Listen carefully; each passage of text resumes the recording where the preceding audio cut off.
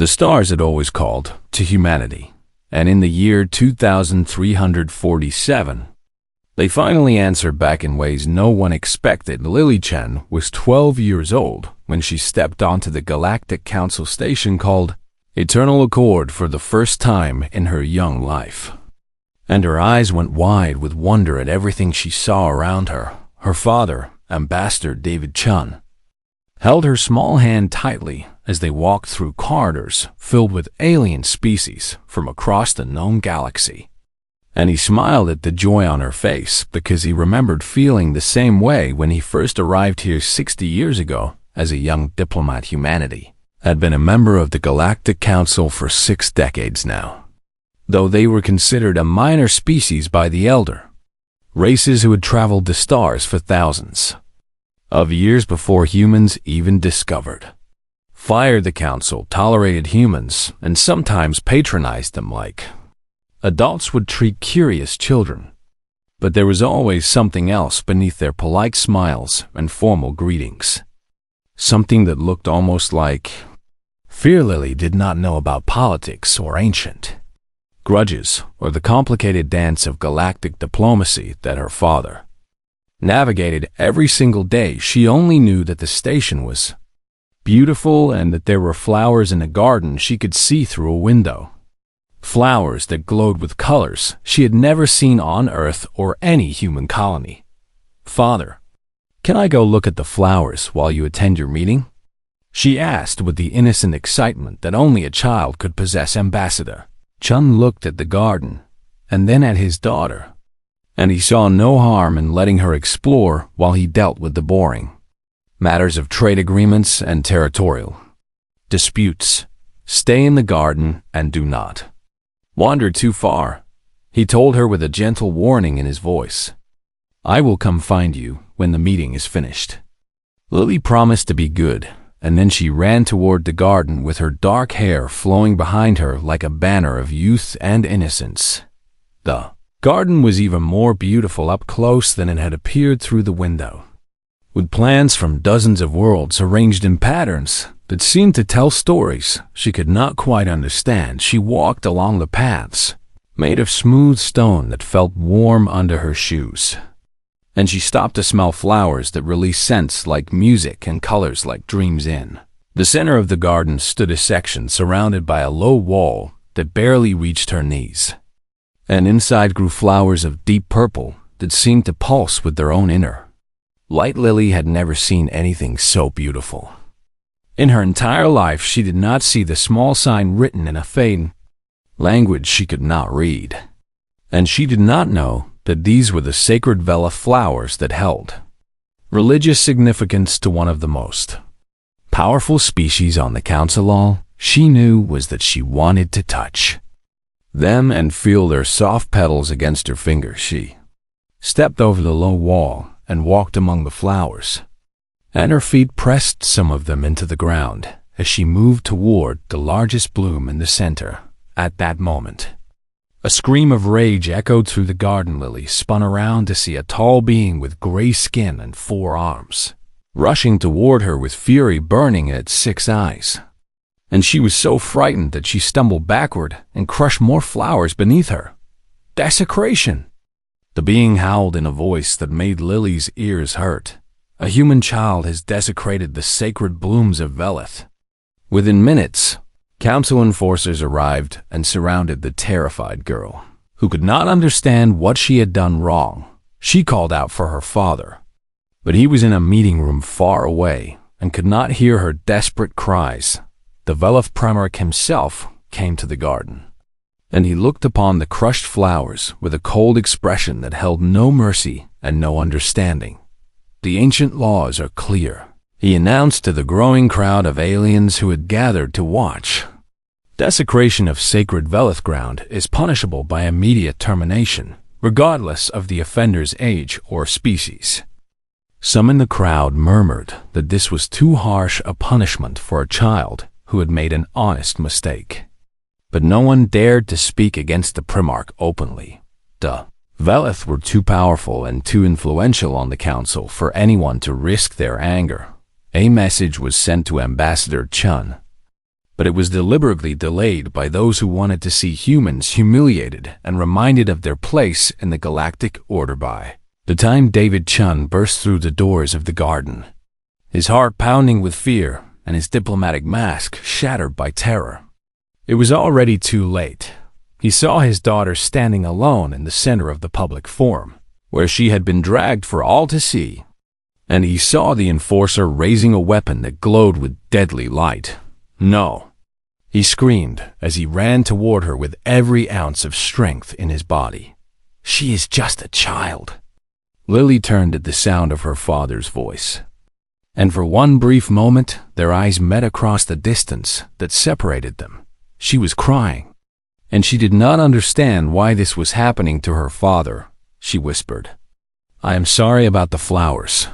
Those were her last words the enforcer fired, and Lily Chun ceased to exist in a flash of light that burned itself into her father's eyes and soul forever. Ambassador Chun fell to his knees in the spot where his daughter had stood just seconds before, and he gathered the small amount of ash that remained of her into his trembling hands. The Velith Primarch looked down at the broken human with satisfaction on his alien face. "Let this be a lesson to all humans," he declared, loudly so that everyone could hear. "You are guests in this galaxy, and you will respect the laws and customs of your betters." What the Primarch did not know, what none of them knew, was that the entire execution had been broadcast across every human colony in the galaxy. Billions of humans watched as a 12-year-old girl was murdered for stepping on flowers. Billions of humans saw Ambassador Chun weeping over the ashes of his only child, and billions of humans felt something awaken inside them, something ancient and terrible that humanity had tried to bury beneath civilization and progress and the hope of peaceful coexistence. Within 72 hours, every human diplomat, trader, and citizen had quietly withdrawn from Council spaceships, departed without warning. Stations were abandoned overnight, and trade routes that had flourished for decades went silent. The last message from Earth came through every communication channel simultaneously, broadcast in every language known to the galaxy. "You have made your choice," the message said in a voice as cold as the void between stars.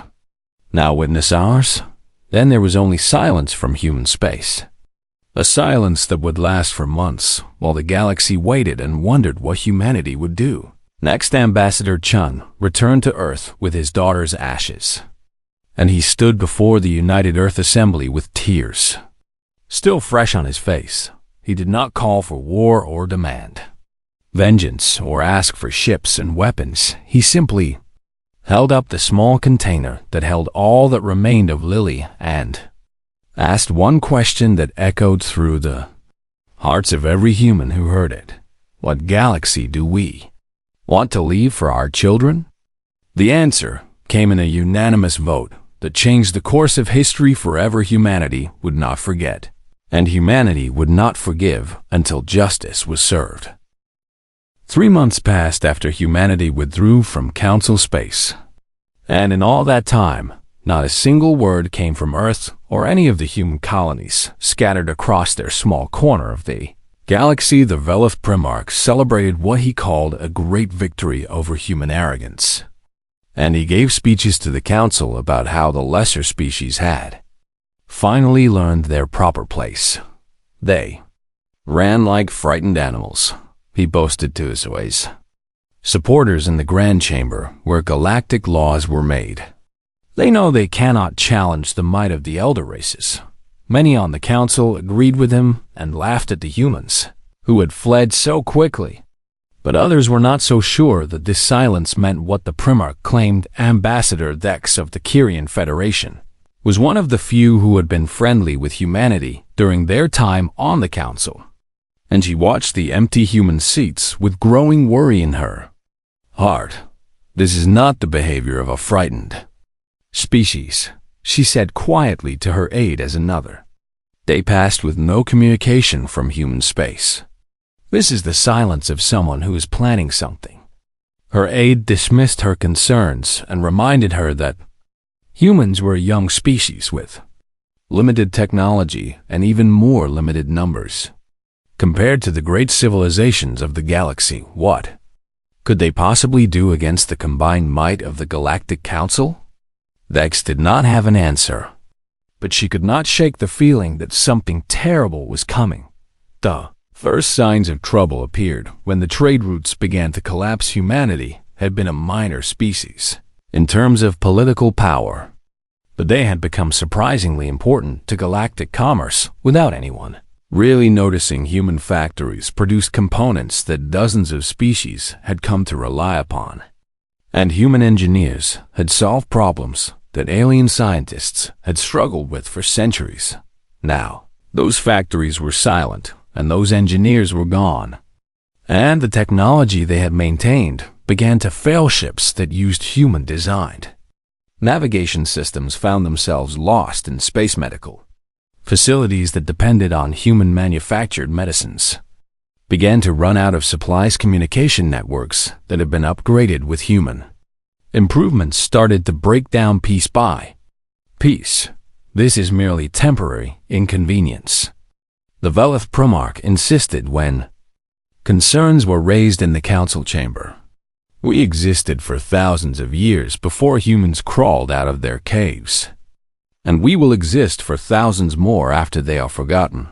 But the problems continued to grow worse, and soon even the Primarch's most loyal supporters began to whisper doubts. Then the scouting ships stopped coming back. Council sent vessels to the border of human space to gather intelligence and assess the threat level, but none of them returned. At first this was blamed on equipment failure or navigation errors. But when 20 ships vanished in a single week, even the most arrogant council members had to admit that something was wrong. "They are destroying our scouts," a military commander reported to the emergency council session. "We have detected no weapons fire and no distress signals, but our ships simply disappear when they cross into human territory." The Primarch demanded that a war fleet be sent to teach the humans a lesson they would never forget. But the motion failed when other council members pointed out that they had no idea what awaited them in human space. For the first time since the execution of Lily Chun, fear began to spread through the great civilizations of the galaxy. What were the humans doing behind their borders? Why had they gone silent instead of attacking immediately? What did they know that the council did not? The answers to these questions existed only within human space, where something unprecedented was happening. In the 60 years since first contact with alien life, humanity had been divided by the same conflicts that had plagued them throughout their history. Nations argued with nations, corporations competed against corporations, and individuals pursued their own interests without regard for the greater good. But the death of Lily Chun changed everything. Every human who watched that broadcast felt something break inside them, and something else took its place. It did not matter if they were rich or poor, young or old, born on Earth or raised on distant colonies. They all saw themselves in that frightened little girl, and they all felt the same burning need for justice. Within days of the withdrawal from council space, representatives from every human government gathered in Geneva to discuss their response. There were no arguments about politics or economics or ancient grudges between nations. There was only one question that mattered. What should humanity do? Ambassador David Chun stood before them with his daughter's ashes in a small container he carried everywhere. And he did not call for blood or vengeance. "My daughter was killed because we are seen as weak," he said in a voice hoarse from days of weeping. "She was killed because the galaxy believes they can do whatever they want to us without consequences." He paused and looked at the faces of the leaders who had come from every corner of human civilization. "I do not want more children to die," he continued. "Not human children, and not alien children either, because every species loves their young ones as much as we love ours." The assembly waited in silence for him to finish. "But I also know that we cannot allow this crime to go unanswered," Chun said with steel entering his voice. "If we do nothing, then Lily's death will be the first of many." and our children will never be safe among the stars." He held up the container of ashes so that everyone could see it. "So I ask you all, what galaxy do we want to leave for our children?" The answer came in a vote that passed without a single voice of opposition. Humanity would respond to this atrocity, but they would do so in a way that reflected their highest values rather than their darkest impulses. They would seek justice, not revenge. They would demonstrate strength, not cruelty, and they would show the galaxy that humans were not the weak and primitive species everyone believed them to be, because humanity had been hiding something for 60 years. A secret so vast and so terrifying that it would change the balance of power in the galaxy forever. From the moment of first contact, humans had prepared for the possibility that the alien civilizations might turn against them. History had taught them that trust must be earned, and that the strong often prey upon the weak. So even as human diplomats smiled and negotiated trade deals, human scientists and engineers worked in secret facilities to develop technologies that would ensure humanity's survival. The ships that the galaxy had seen were only a fraction of the true human fleet. The weapons that aliens had observed were toys compared to what existed in hidden bases throughout human space, and the population numbers that humanity had reported were deliberately understated by a factor of 10 for 60 years. Humans had played the role of the harmless newcomer while building something that would make even the mightiest council species tremble. Now it was time to stop pretending. Admiral Sarah West commanded the true human fleet from her flagship, the Remembrance, which was named for all the humans who had died in wars throughout history. She received her orders from the United Earth Assembly and began the final preparations for what was to come. All ships report ready. Her second-in-command informed her as reports flooded in from across human space. Admiral West looked at the holographic display that showed thousands of vessels moving into position, each one carrying weapons that could crack planets and shields that could withstand anything the Council had ever developed. "Then we wait," she said calmly. "We wait until the time is right." And so the silence continued while the galaxy grew more fearful with each passing day. Little did they know that their fear was entirely justified. 6 months after the death of Lily-chan, the galaxy received its first communication from humanity since the withdrawal. It was not a fun declaration of war or a demand for justice. It was simply an invitation. The United Earth Government requests the presence of a council delegation at the following coordinates. For diplomatic discussions, the message read, "Safe passage is guaranteed." The council debated for 3 days about how to respond to this unexpected communication. The Velith Primarch insisted it was a trap and demanded that no one attend, but his influence had weakened considerably as the consequences of humanity's absence continued to damage galactic commerce. "We should at least hear what they have to say," Ambassador Dex argued in the council chamber. 6 months of silence and uncertainty have hurt us more than any attack could have. In the end, a delegation was assembled from 12 different species, led by High Counselor Vex of the Drathori Collective, one of the most respected diplomats in the galaxy. The Velith Primarch refused to participate and called those who went fools who would never return. The delegation traveled to the coordinates provided in the message, expecting to find perhaps a single human vessel or maybe a small station where negotiations could take place. What they found instead made even the most experienced diplomats gasp with shock.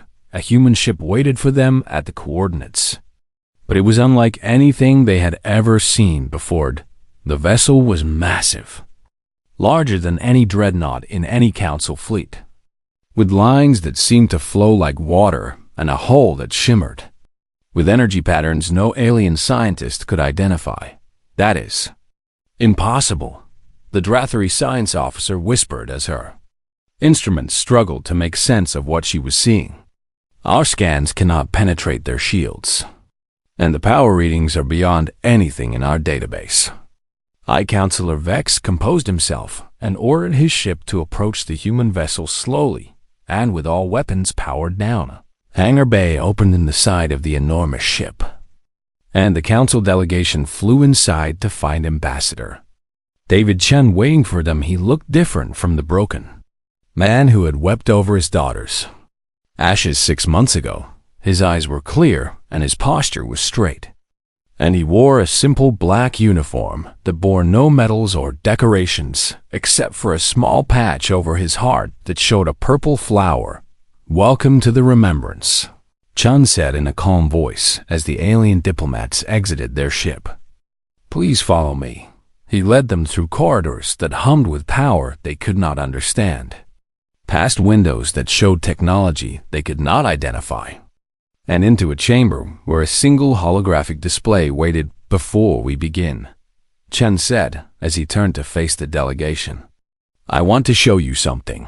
The holographic display activated and showed an image that made the aliens freeze in place. It was a map of the galaxy, but instead of showing Council territory in the dominant position, it showed something else. Entirely human ships were everywhere. They orbited Council worlds without being detected. They patrolled trade routes without anyone knowing. They had been watching and waiting and preparing for 6 months, and the Council had never suspected a thing. "You have 10,000 ships surrounding our territories," High Counselor Vex said in a voice that struggled to remain steady. "How is this possible?" 23,000, Chung corrected him gently. "And those are just the ones we allowed your sensors to detect now that we want you to see them." The delegation exchanged looks of growing horror as they began to understand what they were seeing. For 60 years, humanity has been a member of the Galactic Council. Chung continued as new images appeared on the display. For 60 years, we have been dismissed as a young species with limited capabilities and even more limited potential. He paused and let his words sink in. "We encouraged this perception," he admitted.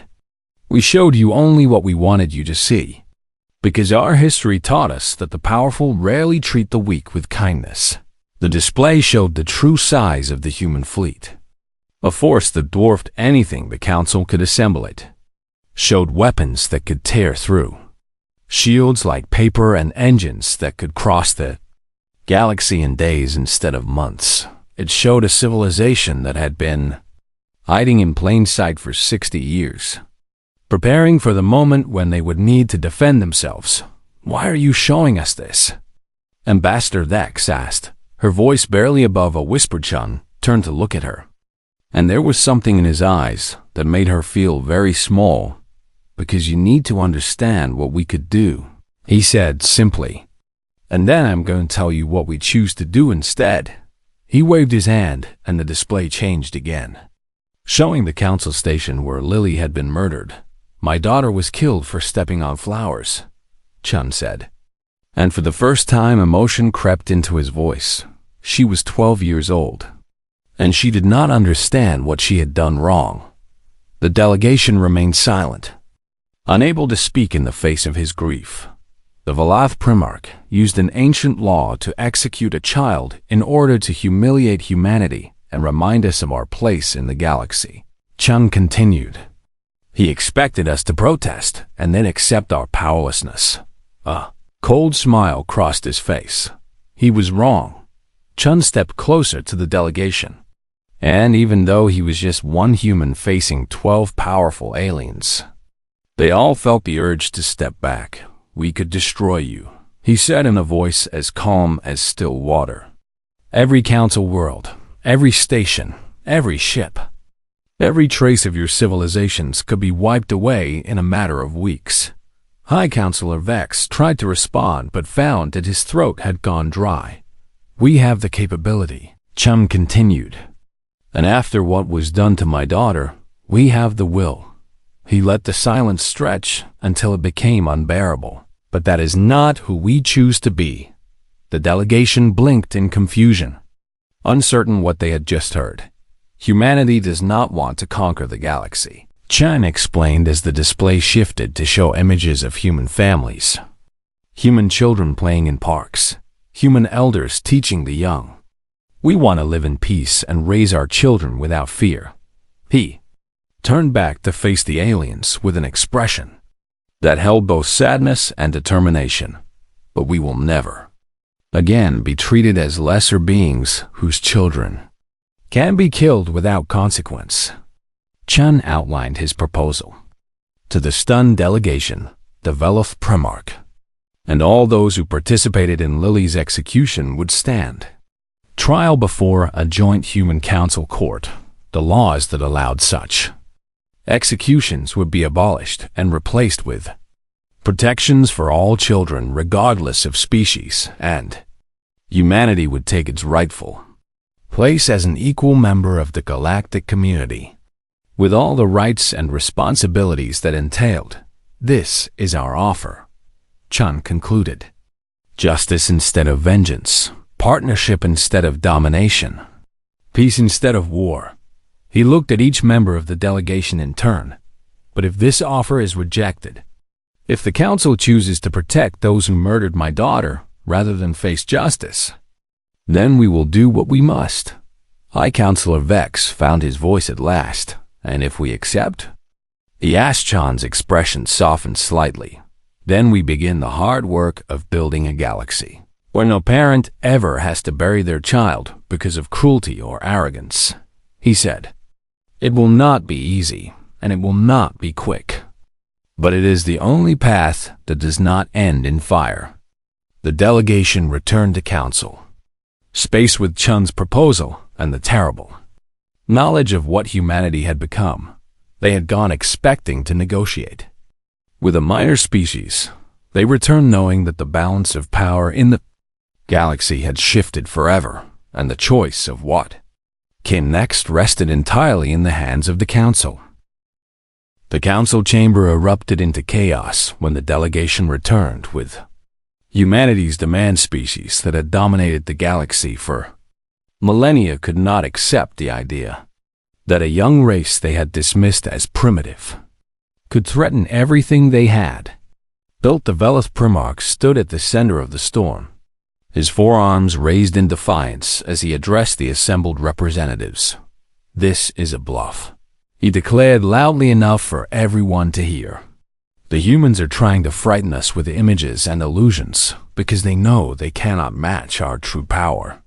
Ambassador Vex rose from her seat and faced him with anger burning in her eyes. I was there, she said sharply. I saw their ship with my own eyes. And I tell you, it was no illusion. Then you are a fool who was deceived by human tricks, the Primarch shot back. My intelligence sources tell me that humanity's true military strength is barely a tenth of what they claim. Your intelligence sources have been wrong about humans since the day of first contact. High Counselor Vex interrupted as he stepped forward to address the chamber. I have spent my entire career in diplomacy, and I have never seen anything like what I witnessed in human space. He activated a holographic display that showed the recordings from his ship's sensors. These readings are not possible to fake, he said as data scrolled across the screen. Human technology has surpassed ours in ways we cannot even comprehend. The chamber fell silent as species that had considered themselves the masters of the galaxy were forced to confront an uncomfortable truth, but the Velith Primarch refused to accept what he was seeing. Even if these readings are accurate, we cannot allow ourselves to be dictated to by lesser beings, he argued. If we surrender to human demands, every minor species in the galaxy will think they can challenge the established order. And if we refuse, we risk war with a civilization that can destroy us, Ambassador Vex countered. Is your pride worth the lives of billions? The debate raged for days as the council fractured along lines that had been hidden beneath centuries of cooperation. Some species saw the wisdom in accepting humanity's terms and working toward a peaceful resolution others refused to believe. That humans could be as powerful as they claimed, and insisted that the council call their bluff, and still others simply wanted to avoid any conflict and suggested that both sides simply maintain their current borders and pretend the whole situation had never happened in the end. The council could not reach a unified decision. 37 species voted to accept humanity's proposal and begin negotiations for a new galactic order. 23 species voted to reject the proposal and prepare for war, led by the Velith and their closest allies, and 42 species abstained, too frightened to choose either side. So be it, the Velith Primarch declared when the votes were counted.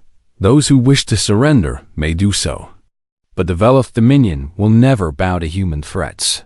He stormed out of the chamber, followed by his supporters, and within hours, they had begun mobilizing their fleets for war. Ambassador Chun received news of the vote aboard the Remembrance, and he closed his eyes for a moment as the weight of what was coming settled onto his shoulders.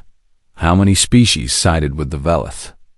He asked quietly. 23, Admiral West replied, representing approximately 18% of Council military strength. Chun nodded slowly, his hand drifting to the patch on his chest that showed a purple flower. And the rest? 37 have agreed to our terms, and 42 are trying to stay neutral, West reported. High Counselor Vex has asked permission to come aboard and discuss the transition to a new government structure.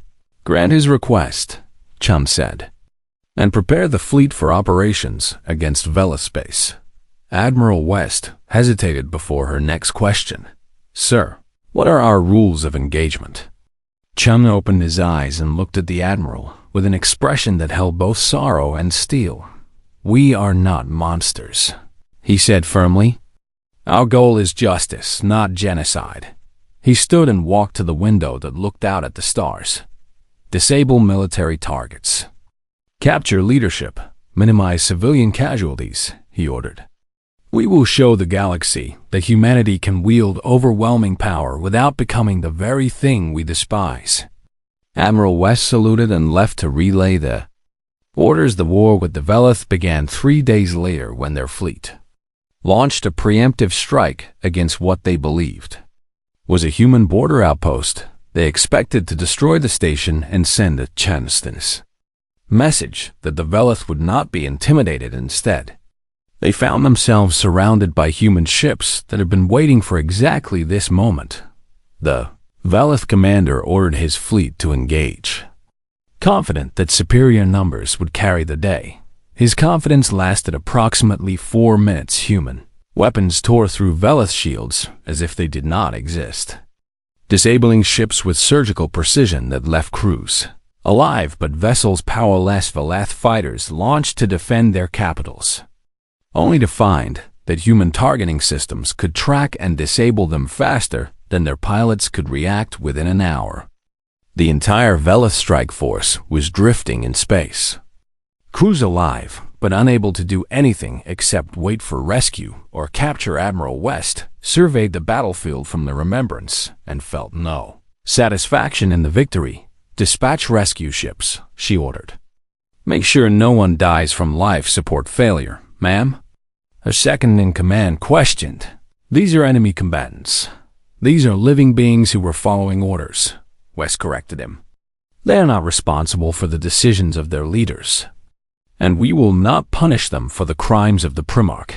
The same scene repeated itself across Velith space over the following days. Human ships appeared without warning, disabled military installations with impossible accuracy, and then withdrew without harming civilians. Velith ground forces prepared for invasion, only to find that no invasion came. Instead, human ships simply waited in orbit, watching and ensuring that no military vessels could launch. What are they doing? The Velith Primarch demanded as reports of defeat after defeat flooded into his command center. Why do they not press their advantage? His advisors had no answers, and their confusion only grew as the human strategy became clear. Humanity was not trying to destroy the Velethi. were dismantling the Velith military with the same care a surgeon would use to remove a tumor, cutting away the threat while leaving the patient alive on the 7th day of the war. Human special forces infiltrated the Primarch's supposedly impenetrable bunker and captured him without firing a single shot. He woke to find himself in a human vessel, facing Ambassador Chung across a simple table. "The war is over," Chan told him calmly. "Your military has been neutralized, your government has collapsed, and your people are wondering why you led them into a conflict you could not win." The Primarch snarled with impotent rage. "You will pay for this humiliation," he spat. "The Velith have long memories, and we will never forgive what you have done." Chun looked at him with eyes that held no hatred, only a deep and profound weariness. "I lost my daughter because of your pride," he said quietly. "Every day I wake up and remember her face, and every night I dream of the moment she was taken from me." He leaned forward slightly. "I could have you executed right now, and no one would blame me." The Primarch's confidence wavered for the first time. "But that is not justice," Chung continued. "That is just more death. And more death will not bring Lily back." He stood and walked to the door. "You will face trial for your crimes," he said without looking back. "And if you are found guilty, you will face a punishment that I believe you will find far worse than death."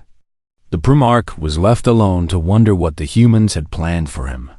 The war that he had expected to last for years was over in 11 days, and the galaxy would never be the same.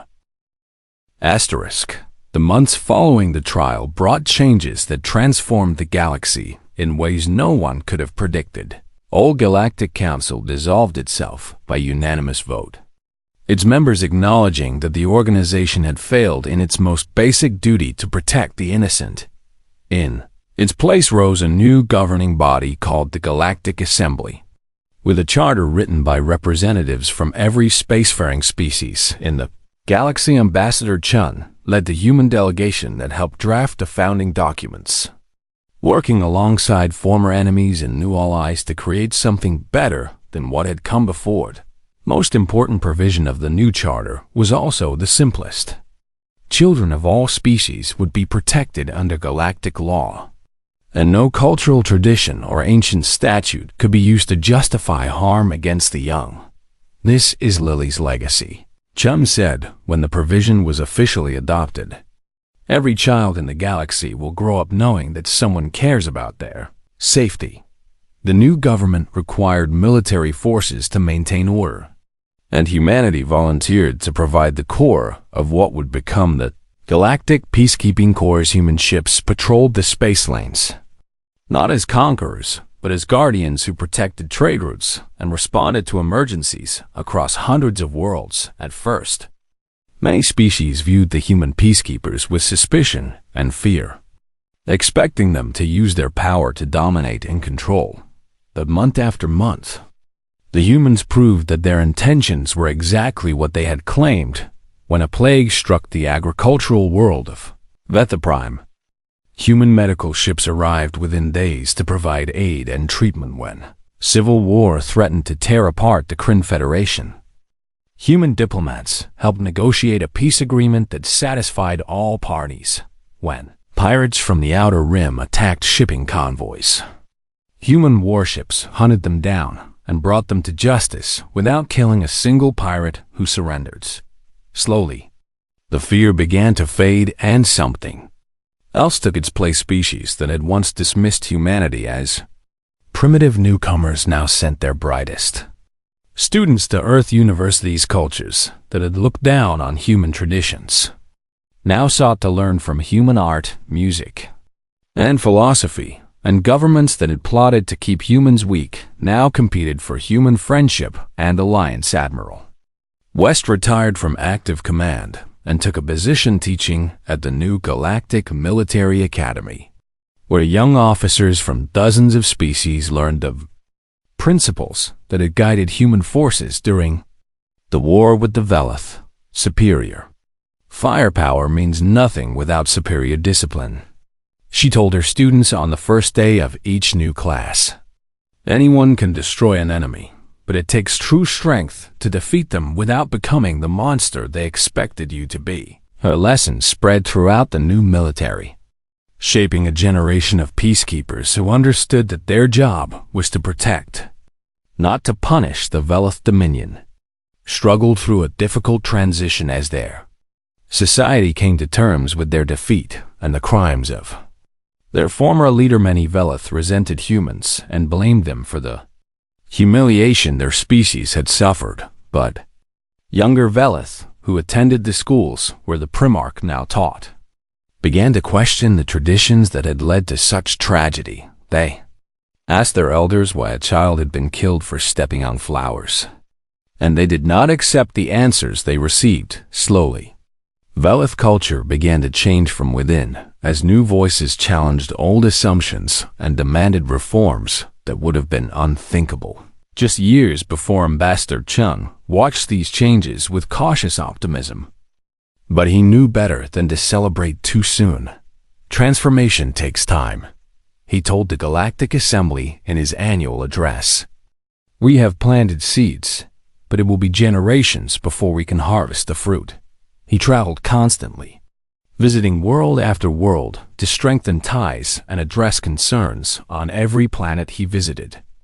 He took time to speak with children and answer their questions about Earth and humanity and the future they would inherit. What do humans want? A young Kyrian girl asked him during one such visit. Chun knelt down to meet her eyes. We want the same things you want, he told her gently. To live in peace, to raise our families, to explore the wonders of the universe without fear. He smiled at her curious expression. And we want to make friends with everyone we meet. The girl thought about his answer for a moment and then smiled back. I want to be your friend, she said. Chun felt tears prick at his eyes as he remembered another girl who had wanted nothing more than to make friends among the stars. Then we are friends, he told her. And friends protect each other. The new galactic order was not perfect, and challenges remained that would require years of work to address. Economic inequalities persisted between wealthy core worlds and struggling outer colonies. Cultural tensions still flared between species, with long histories of conflict, and there were always those who resented the changes and plotted to return to the old ways. But for the first time in galactic history, there was a genuine sense of hope that things could get better. Humanity had shown the galaxy a different path, one that led neither to domination nor destruction, but to something new and unprecedented. They had proven that power could be wielded with wisdom, that strength could be tempered by mercy, and that even the deepest wounds could begin to heal when approached with patience and compassion. And at the heart of it all was the memory of a 12-year-old girl who had only wanted to see the beautiful flowers. Her death had sparked a transformation that would shape the destiny of countless species across the cosmos. Her father's grief had become the foundation of a new era of peace and cooperation, and her name would be remembered long after. The stars themselves had faded to darkness, but the story was not over yet. There was still one more chapter to write, one final piece of the puzzle that would bring everything together and show the galaxy what humanity truly valued above all else. That chapter would begin 5 years later. On the anniversary of the day Lily Chun had been taken from the universe. 5 years had passed since the death of Lily Chun, and the galaxy had transformed in ways that would have seemed impossible on that terrible day. President David Chun stood at the window of his office on Earth, looking up at the stars that his daughter had loved so much. He was no longer just an ambassador. The people of Earth had elected him to lead their government 3 years ago, trusting him to guide humanity through the challenges of their new role in galactic affairs. But today was not a day for politics or diplomacy. Today was the 5th anniversary of Lily's death. and Chun had prepared something special to mark the occasion. A new station had been constructed at the coordinates where the old council station had once orbited, and representatives from across the galaxy had been invited to attend its dedication ceremony. 300 species had sent delegations, including the Velith, who came bearing gifts of their sacred flowers freely given as a sign of atonement and reconciliation. Chun boarded his shuttle with his wife beside him, and together they traveled to the station that would carry their daughter's name into eternity. The station was beautiful, a masterpiece of human and alien engineering that seemed to float among the stars like a jewel of light. And Hope's central dome contained a garden where plants from every corner of the galaxy grew side by side, including the purple Velith flowers that had played such a tragic role in history. But at the center of that garden, surrounded by all the alien blooms, grew a single earth rose of the deepest red. Planted in soil that contained the ashes of Lily Chun, the delegation that greeted the Chuns included many faces that had become familiar over the past 5 years. Admiral West stood in her dress uniform, her hair now streaked with gray from the weight of Command Ambassador Vex waited nearby, representing the Kyrian Federation that had become one of humanity's closest allies. High Counselor Vex, now elderly but still sharp of mind, had traveled from his retirement to pay his respects, and there, standing apart from the others with guards at his side, was the former Velith Primarch. 5 years of teaching children had changed him in ways that no one had expected. Arrogance that had defined him was gone, replaced by something that almost looked like regret. He carried a small box in his 4 hands, and when Chun approached him, he lowered his eyes in a gesture of submission that would have been unthinkable for the being he had once been. "I have come to honor your daughter," the Primarch said in a voice barely above a whisper, "and to give you something that I hope will bring some small measure of peace." He opened the box to reveal a flower unlike any Chun had ever seen, a bloom of swirling colors that seemed to shift and change as light touched its petals. "This is a memory blossom," the Primarch explained, "created by Velith children who learned in my classes what I had done and wanted to make something beautiful from that ugliness." His hands trembled slightly as he held out the box. "The children asked me to tell you that they are sorry," he continued, "not because they are guilty, but because they believe that sorrow should be shared, and that no parent should ever carry such a burden alone." Chun took the flower and looked at it for a long moment, his emotions too complex for simple expression. "Thank you," he finally said, "and thank the children who made this." The Primarch bowed his head and stepped back. His duty completed, the dedication ceremony began as representatives from each attending species offered their own tributes and condolences. Some brought gifts, others brought words of comfort. Still others simply stood in silence to honor the memory of a girl they had never known, but whose death had changed everything. When the speeches were finished and the gifts had been placed in the memorial garden, President Chun stepped forward to address the gathered assembly. 5 years ago, my daughter was killed in this very spot," he began, his voice steady despite the emotions churning within him. "She was 12 years old, and she had done nothing wrong except be curious about the universe around her." He paused to look at the garden where her ashes now rested. "I spent many nights after her death wondering what I could have done differently," he admitted. "If I had kept her closer, if I had arrived sooner, if I had somehow anticipated the cruelty that awaited her." He shook his head slowly. "But I have learned that there is no comfort in such questions, only endless circles of grief that lead nowhere." His eyes moved across the crowd, taking in the incredible diversity of beings who had come to honor his daughter. "What gives me comfort is seeing what has grown from that terrible day," he said. "A galaxy that has begun to heal its ancient wounds. Species that have learned to see each other as partners rather than enemies. And children who are growing up safer than any generation before them." He walked to the center of the garden where the rose grew over Lily's remains. My daughter wanted to make friends with aliens, he said with a small smile. She wanted to learn about other cultures and share the best of humanity with everyone she met. He knelt beside the rose and touched its petals. Gently, she did not live to see her dreams come true, he said quietly. But because of what happened to her, because of how the galaxy responded to that tragedy, millions of children will have the chance to fulfill the dreams she never could. He stood and faced the assembly once more. This station is called Lily's Promise, he announced. And carved into its heart is a covenant that humanity makes to the galaxy and to all the generations yet to come. The lights in the dome dimmed slightly as holographic text appeared in the air, projected in every language known to civilization. We are not the monsters you feared, Chun read aloud.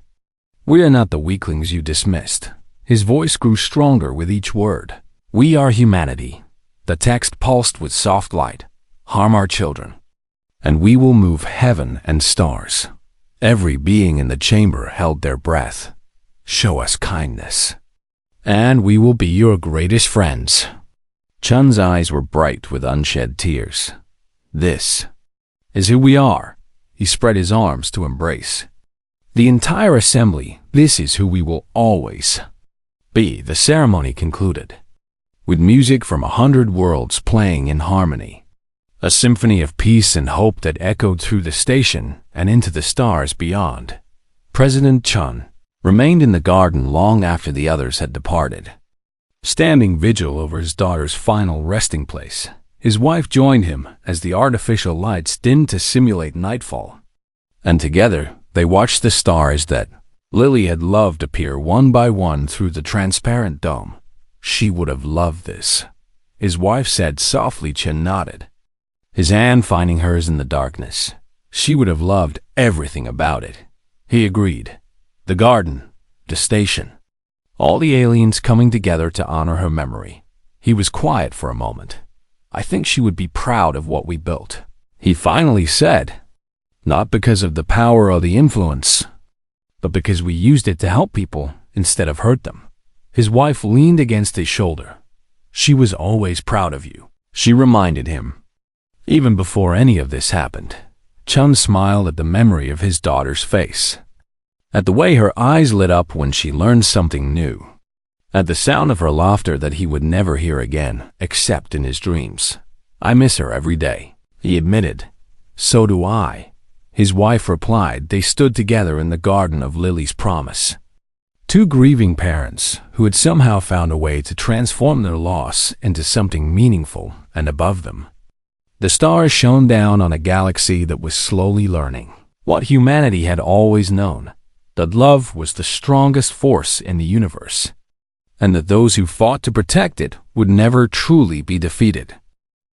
The trial of the Velith Primarch took place on neutral ground, a station constructed specifically for this purpose in the space, between Council territory and human space. Representatives from every species in the galaxy attended, either in person or through holographic projection, because everyone understood that this trial would set precedents that would shape the future of galactic civilization. The Primarch stood in the center of the chamber, stripped of his ceremonial robes and the symbols of his office, but his pride remained unbroken even in captivity.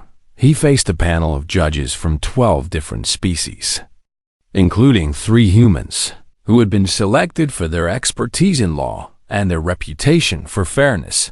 Many aliens had expected humanity to demand that their own judges dominate the proceedings, but Ambassador Chun had insisted on a balanced court. If we want true justice, we cannot be the ones to deliver it, he explained to those who questioned his decision. The galaxy must see that this is not human vengeance wearing a mask of law. The charges against the Primarch were read aloud: murder of a child, abuse of authority, conspiracy to deprive humans of their rights under council law, and conduct unbecoming a member of the galactic community. The Primarch listened to each charge with contempt visible on his gray features. I acted within the bounds of ancient Velith law, he declared when given the lawless opportunity to respond. The human child violated sacred ground, and the punishment was prescribed by traditions older than humanity itself. The child was 12 years old. The lead prosecutor responded, a Kyrian diplomat named Dex, who had volunteered to represent the case against the Primarch. She could not read Veleth's script and had no way of knowing she was entering restricted space.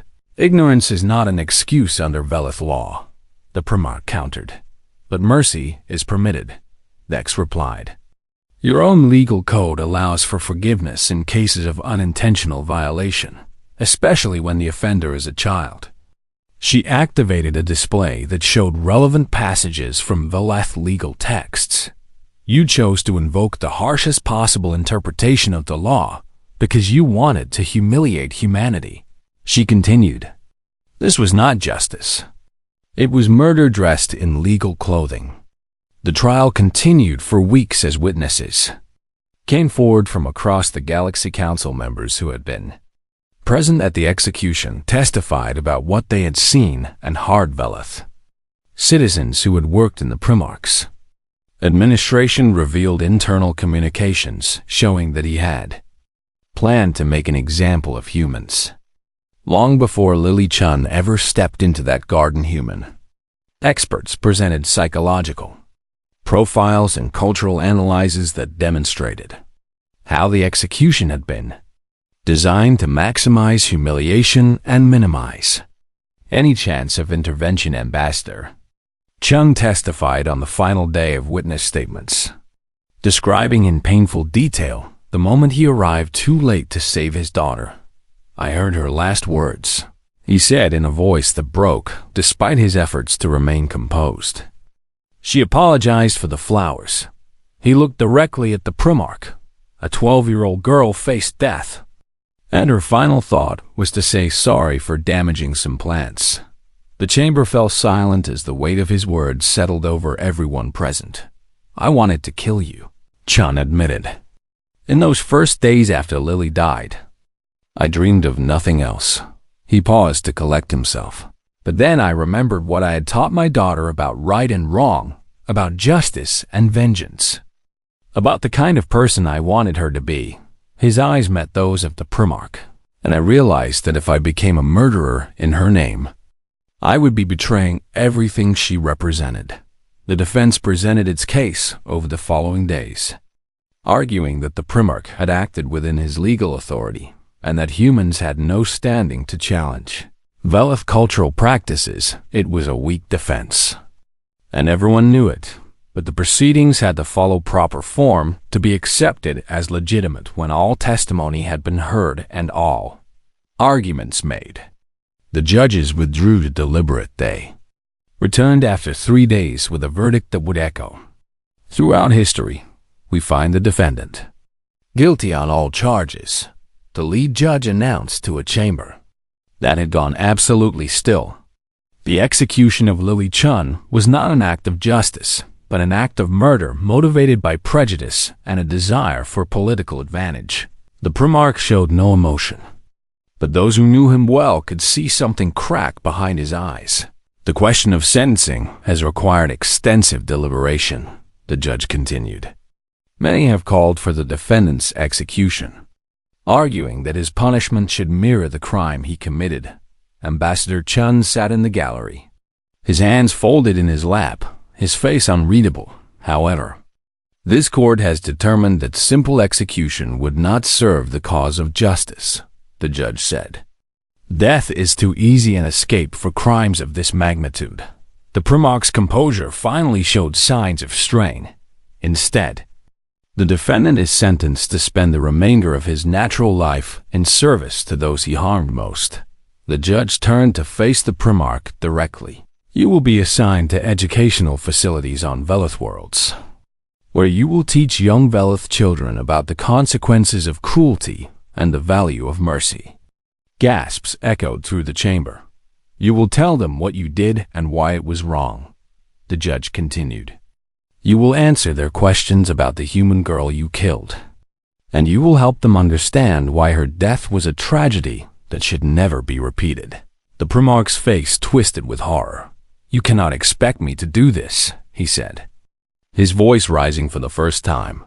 "I am the Primarch of the Velith Dominion." "You were the Primarch," the judge corrected him. "Now you are a teacher, and you will remain so until the day you die."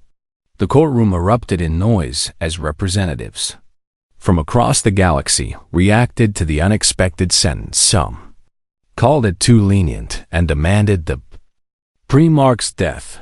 Others praised the wisdom of forcing the guilty to confront their crimes every day for the rest of their lives. Ambassador Chun said nothing, but those who watched him closely saw his shoulders relax slightly.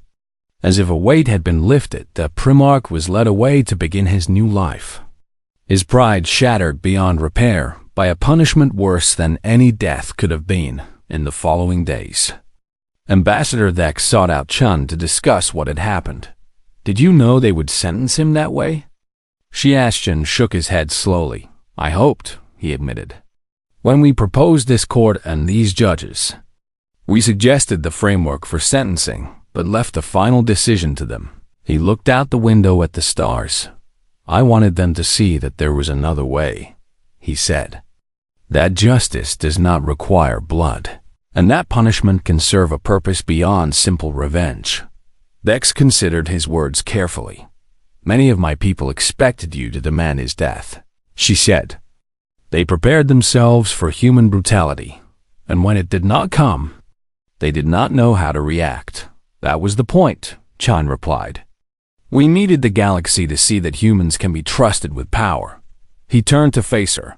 "If we had killed the Primarch, we would have proven every fear the Council ever had about us," he explained. "But by showing mercy, we demonstrated that humanity is ready to lead, not just to conquer." Dex nodded slowly as understanding dawned. "You played a longer game than anyone realized," she said. Chun smiled sadly. "Lily wanted to see the galaxy," he said. "She dreamed of meeting aliens and learning about other cultures and making friends across the stars." His voice caught slightly. "I could not save her life, but I can try to build the galaxy she would have wanted to live in." He walked away, leaving Dex to ponder everything that had happened and everything that was still to come.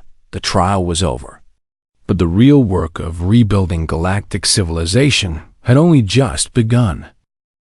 10 years had passed since the death of Lily Chun, and the galaxy had become something entirely new. The children who had been born in the aftermath of those terrible events were now growing into young adults who had never known the old ways of fear and division. They attended schools where students from dozens of species learned side by side, sharing their cultures and forming friendships that would have been unthinkable to their grandparents. President Chun had completed his second term and retired from public office, choosing to spend his remaining years as a teacher at the university that bore his daughter's name.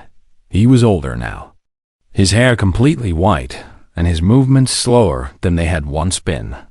But his mind remained sharp, and his commitment to building a better future never wavered. On the 10th anniversary of Lily's death, he returned to the station called Lily's promise to participate in a special ceremony that would mark the completion of the galactic transformation. His daughter's sacrifice had sparked.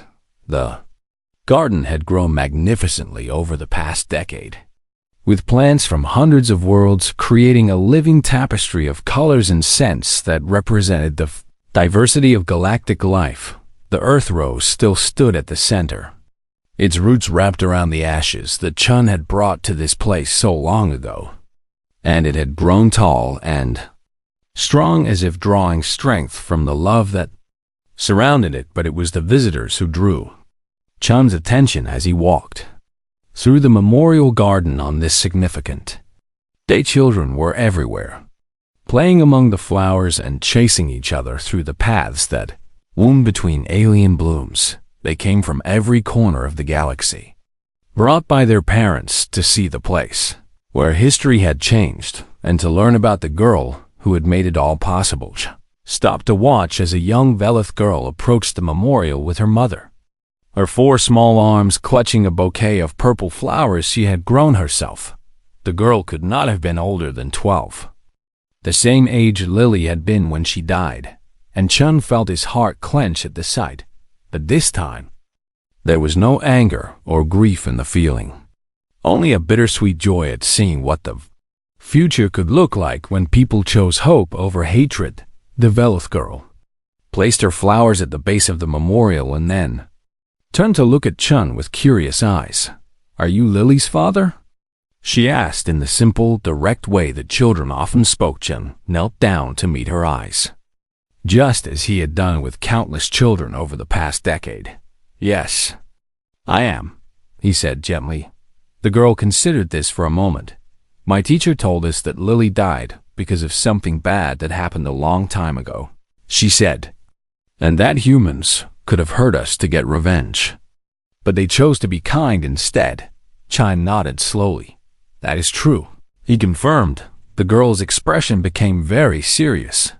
"I wanted to say thank you," she told him, "for not hurting us even though you were sad."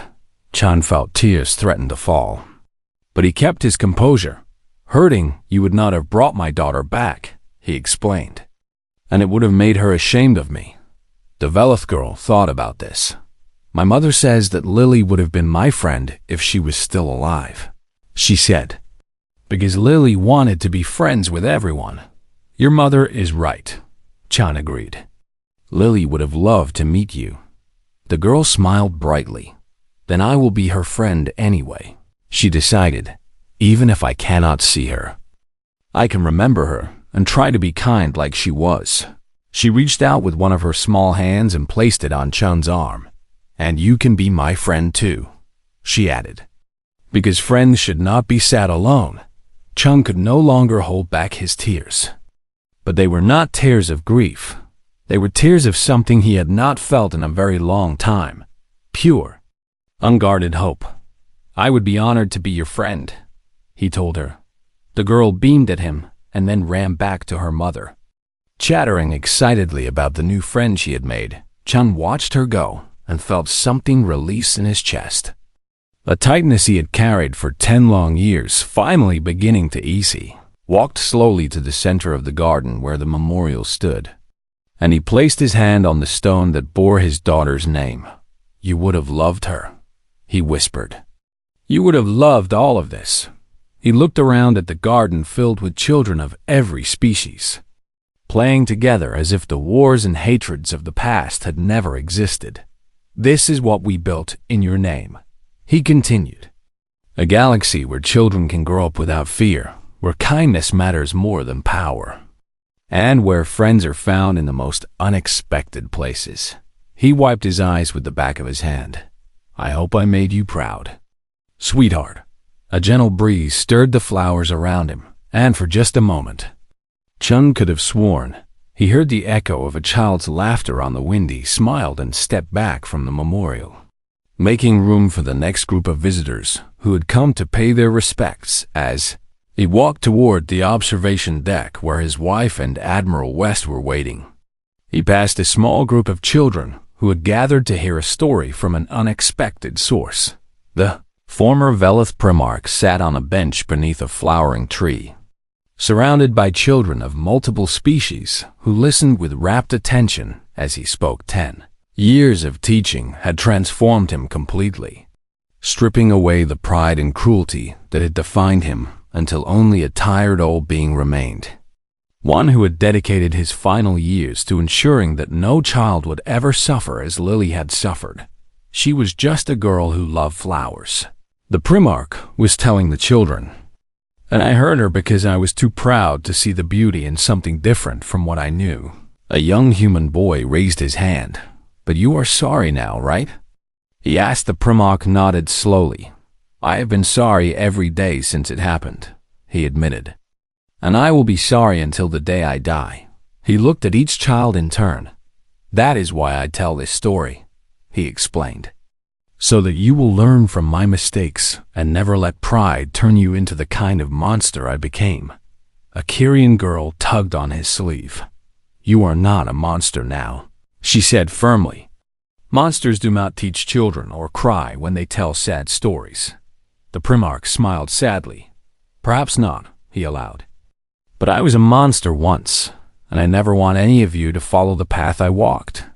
The children nodded solemnly, too young to fully understand the weight of what they were hearing, but old enough to sense its importance. Jun watched this scene with something approaching wonder. Even the architect of his greatest tragedy had been transformed by the passage of time and the healing power of genuine remorse. He continued on to the observation deck, where his wife took his hand and Admiral West gave him a crisp salute that he waved away with affection. Together they looked out at the station that bore Lily's name and the countless beings who had come to honor her memory. The report from the Galactic Assembly came in this morning, West told him. Violent crime against children has decreased by 94% since the new laws were enacted. She handed him a datapad, and the educational initiative you proposed has been adopted by every member species. She added, by next year, every child in the galaxy will learn about Lily's story as part of their standard curriculum. Chun accepted the datapad but did not look at it. "Numbers are good," he said. "But it is what I see here today that tells me we succeeded." He pointed to the garden below where a human child had taken the hand of the Velith girl and was showing her the earth flowers that grew beside the alien blooms. "When I see children of former enemies playing together as friends," he said. "When I see the being who murdered my daughter teaching the next generation about mercy and compassion. When I see a galaxy that has chosen to heal instead of continuing to wound itself." He paused and drew a deep breath. "That is when I know that Lily's death meant something." His wife squeezed his hand. "She would be proud of you," she said. Softly Chun watched the children below, human and alien intertwined, and he finally allowed himself to believe that the words were true. "We are humanity," he murmured, repeating the promise that had been carved into the heart of this station. "We move heaven and stars for our children, and we offer friendship to anyone who will accept it." He turned to face the stars that stretched endlessly beyond the observation deck. "This is who we are," he said to the universe. "This is who we will always be, and somewhere among those stars, in a place beyond grief and loss and the cruel passage of time, a 12-year-old girl who had only wanted to see the flowers smiled at the garden her father had grown in her memory. The story of humanity had never really been about power, revenge, or the cold equations of galactic politics. It had always been about love, and the incredible things that love could accomplish when it was given room to grow. Lily Chen had planted a seed with her innocent wonder and her tragic death, and 10 years later, the entire galaxy had bloomed. And